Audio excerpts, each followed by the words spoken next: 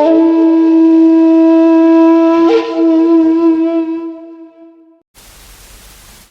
いどうも、わびさびチャンネルのかんちゃんです。というわけで、ゴリラ前回に引き続きカスタムやっていきたいと思います。で、今回は何をするかっていうと、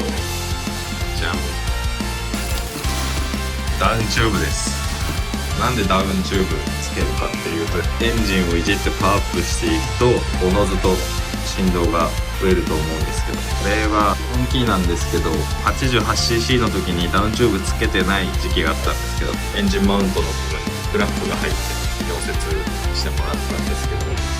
こういう経験があって G クラフトのダウンチューブつけてます。で、前回の動画でもヘッドをね交換したりパワーアップしてるので、予防的なカスタムとして今回のダウンチューブつけていきたいと思います。こちらがね、今回購入したダウンチューブなんですけど、大阪の方かな、キューズバイククラフトさんっていうところでね、ダウンチューブ作成されてまして、今回ね、キューズバイククラフトさんにお願いして作ってもらいました。で、僕のゴリラ旧型エンジンプロダクツさんのアップマフラーがついてるんで、今回アップタイプのマフラーを避けるような幅で作ってもらいました。フレームのネックにはませて固定するタイプなんで、もしかしたらこの辺のオイルクーラーとかも取り外さないといけないかもしれないんですけど、ちょっとその辺も含めてね、やってみたいと思います。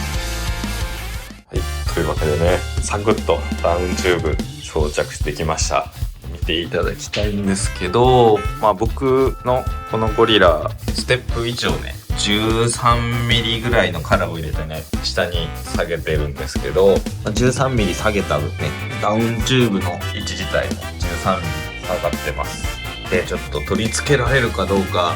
心配だったんですけど、取り付けることができました。オイルクーラーをね、そのままここのボルトで止まってるんですけど、そのままね使うこともできて、でなおかつね干渉もしてないです。そんな感じですね。あとはこれね、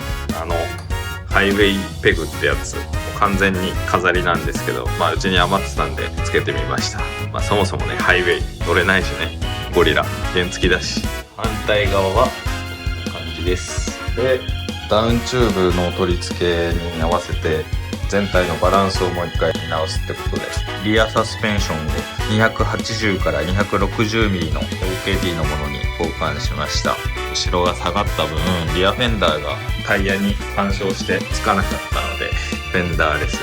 の状態ですね。ポン付けさんはね、メーター上ブレーキワイヤーこれに移設させてもらいました。こんな感じでエンジンの振動を少しでも抑えてくれるんじゃないかなっていうのとね、見た目的にもギュッと詰まってる感が出たんじゃないかなと思います。というわけでね、今日は走りに行こうかなと思って、この前ね、中根商会さんがコーヒーを飲みに行くソロ2やってたんで、僕もね今日は一人で走ってコーヒー飲みたいと思います。じゃあ早速行ってみましょう。